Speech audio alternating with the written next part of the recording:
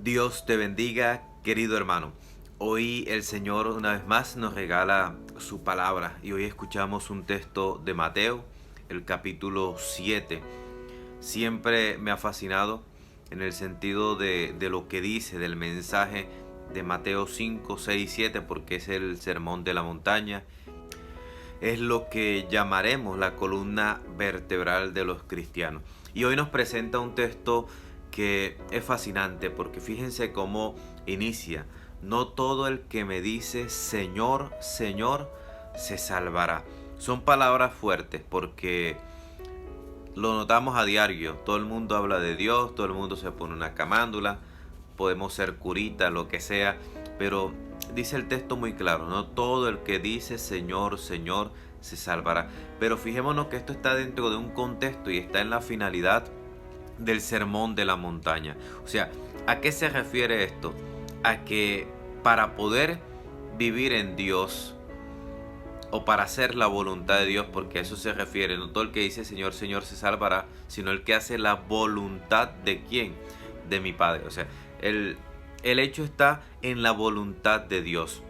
O sea, para vivir en la voluntad de Dios es necesario vivir capítulo 5, capítulo 6, capítulo 7 del sermón de la montaña, que es una tarea que debemos hacer todos en nuestra vida, leernos esos capítulos.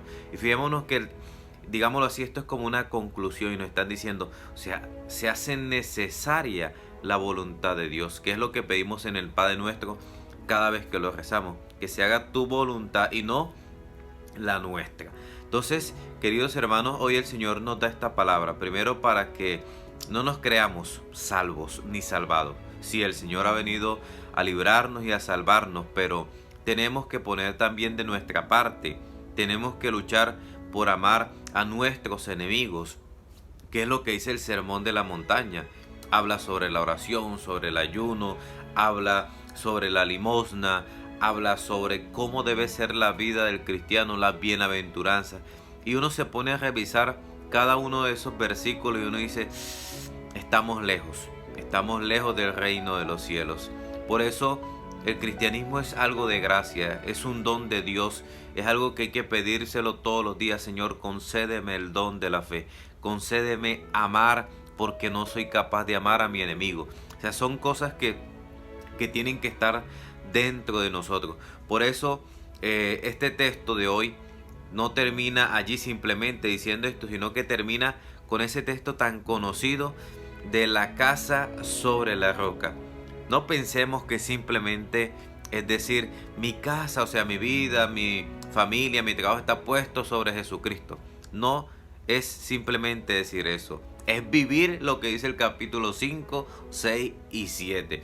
O sea, no es simplemente decir, yo tengo confianza en Dios. Sí, eso vale, es perfecto. Pero ¿de qué me sirve tener confianza si no soy capaz de amar a mis enemigos?